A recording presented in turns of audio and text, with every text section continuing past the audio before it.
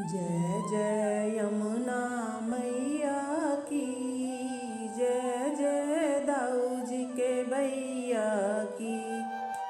आप सभी को राधे राधे। आज हम कार्तिक मास के 9वें अध्याय की कथा करेंगे। इधर वृंदा ने स्वप्न देखा कि उसका पति सारे शरीर पर तेल लगाकर नंगा शरीर भैंस पर सवार होकर दक्षिण दिशा की ओर प्रेतों के साथ जा रहा है। यह स्वप्न देख उसे बड़ी चिंता हुई और उसे अटारी तथा गौशाला कहीं भी विश्राम नहीं मिला। तब वह एक वन में दूसरे वन में चली गई। वहाँ वृंदा ने सिंह जैसे मुख वाले 2 राक्षस देखे। उन्हें देखते ही वह डर के मारे भागी। आगे जाकर उसने शिष्य सहित एक तपस्वी मुनि को देखा और उनसे अपनी रक्षा करने के लिए कहा।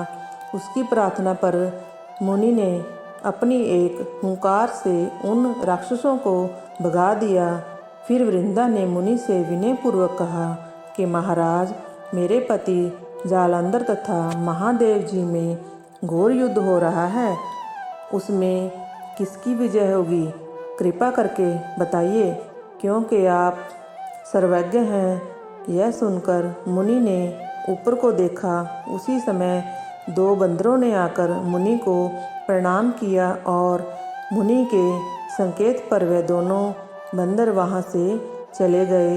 फिर थोड़ी देर बाद वे दोनों आकाश की ओर से आए और उन्होंने वहाँ जालंधर दैत्य का सिर और धड़ लाकर फेंक दिया। वृंदा अपने पति के मृत शरीर को देखकर बहुत दुखी हुई और रोने लगी। फिर मूर्छित होकर पृथ्वी पर गिर पड़ी। मुनि ने अपने कमंडल से उस पर जल छिड़का तो उसे कुछ चेतना आई। तब वह फिर विलाप करती हुई मुनि से बोली कि महाराज, जिसने देव, गंधर्व और विष्णु से तीनों लोकों को जीत लिया, वह शिव के हाथों कैसे मारा गया। हे मुने, आप बड़े सामर्थ्यवान हैं। किसी प्रकार मेरे पति को फिर जीवित कर दीजिए। तब मुनि कहने लगे कि शिवजी के हाथ से मारे गए को कौन जीवित कर सकता है, परंतु फिर भी तुम पर कृपा करके हम इसको जीवित कर देते हैं। ऐसा कहकर मुनि अंतर्ध्यान हो गए और जालंधर जीवित होकर वृंदा के साथ प्रेमालाप करता हुआ आलिंगन बद्ध हो गया। वृंदा भी अपने पति के वेश में विष्णु के साथ उस वन में रमण करती रही, परंतु एक दिन अपने पति के वेश में विष्णु को देखकर वह अत्यंत क्रोधित हुई और श्राप देती हुई बोली कि तुमने मेरा पतिव्रत धर्म नष्ट किया है, इसलिए मैं तुमको श्राप देती हूँ। निश्चय ही वह कपटी मुनि तुम ही थे और तुमने जो 2 राक्षस कपट के बनाए थे, वही कालांतर में तुम्हारी स्त्री का हरण करेंगे और जो तुम्हारा शिष्य था वह बंदर रूप धारण कर तुम्हारी सहायता करेगा। फिर कहा, तुम शिला हो जाओ।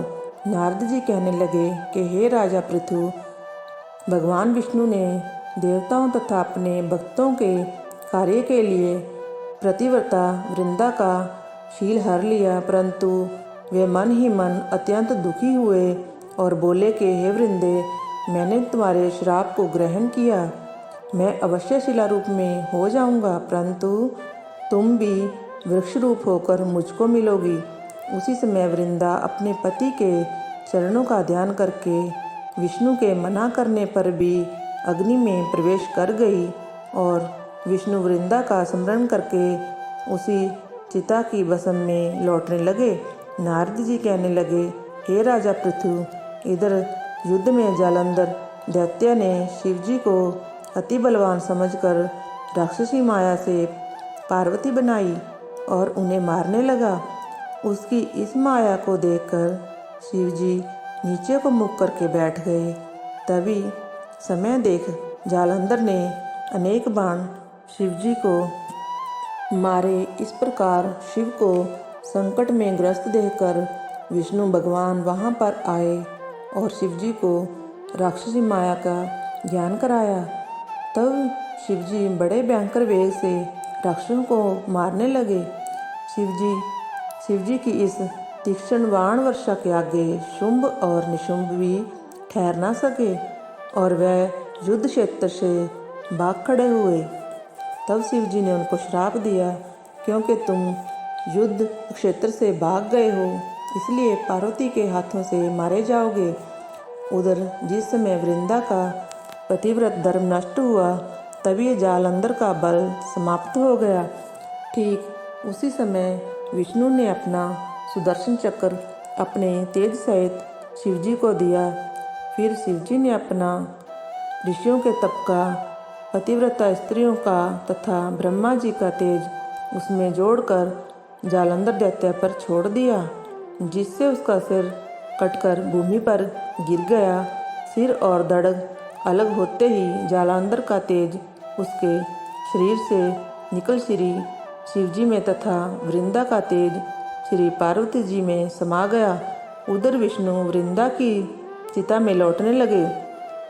तब सब देवताओं ने शिवजी की स्तुति की और कहा कि महाराज, जालंधर को मारकर आपने देवताओं का बड़ा उपकार किया है, परंतु एक महान अनर्थ हो रहा है, कृपा करके उसका भी कुछ उपाय कहिए। भगवान विष्णु वृंदा के पतिव्रत धर्म से मोहित होकर लगातार उसकी चिता भस्म पर लौट रहे हैं और किसी प्रकार का विश्राम नहीं कर रहे हैं। तब शिवजी ने कहा कि हे देवताओं, तुम सब भगवान की योग माया की शरण में जाओ, वही सब संकट हरेगी। तब सब देवता योग माया की शरण में जाकर उनकी स्तुति करते हुए बोले कि हे देवी, आप सारे जगत को उत्पन्न करने वाली, पालन और नाश करने वाली हो। सतोगुण, रजोगुण और तमोगुण तुमसे ही उत्पन्न हुए हैं। ऐसी प्रकृति देवी को हमारा नमस्कार है। तुम्हारी माया को ब्रह्मादिक देवता भी नहीं जानते हैं। उस देवी को हमारा नमस्कार है, जिसके भक्तगण अनादर तथा मोह को प्राप्त नहीं होते। ऐसी मूल देवी को हमारा नमस्कार है। उस समय देवताओं ने एक तेज देखा और आकाशवाणी सुनी कि गौरी, लक्ष्मी और सरस्वती रजोगुण, सतोगुण और तमोगुण रूप में मैं ही हूँ। वही तीनों तुम्हारा कार्य सिद्ध करेंगी। उन देवियों की तुम आराधना करो। फिर उन तीनों देवियों ने प्रकट होकर 3 बीज दिए और कहा कि इन तीनों बीजों को जहाँ पर विष्णु है जाकर बो दो और अपना कार्य सिद्ध करो। देवताओं ने तीनों बीज ले जाकर जहाँ पर वृंदा की चिता पर भगवान विष्णु लौट रहे थे जाकर बो दिए। उन तीनों बीजों से 3 वृक्ष उत्पन्न हुए। रजोगुण सरस्वती से, आंवला, तमोगुण गौरी से, तुलसी और सतोगुण लक्ष्मी से मालती हुई। श्री लक्ष्मी जी ने अपना बीज ईर्ष्या युक्त होकर दिया था, इसलिए मालती भगवान की पूजा में निंदित तथा आंवला और तुलसी भगवान को अति प्रिय हुई। इस प्रकार वृंदा ने वृक्ष रूप होकर भगवान शालिग्राम से संयोग किया। इसी कारण कार्तिक के उद्यापन में भगवान की पूजा तुलसी के मूल में होती है। नारद जी कहते हैं कि हे राजा पृथु, जिस घर में तुलसी का वृक्ष होता है उसमें यमदूत कभी नहीं जाते। इसलिए जो तुलसी का वृक्ष घर में लगाते हैं वे यमपुरी नहीं देखते। नर्मदा तथा गंगा का जल और तुलसी का पूजन, ये तीनों कार्य बराबर हैं। चाहे मनुष्य जितना भी पापी क्यों न हो, परंतु मृत्यु समय जिसके प्राण मंजरी सहित निकल जाते हैं वह पापों से मुक्त होकर भगवान के वैकुंठ धाम को प्राप्त हो जाता है।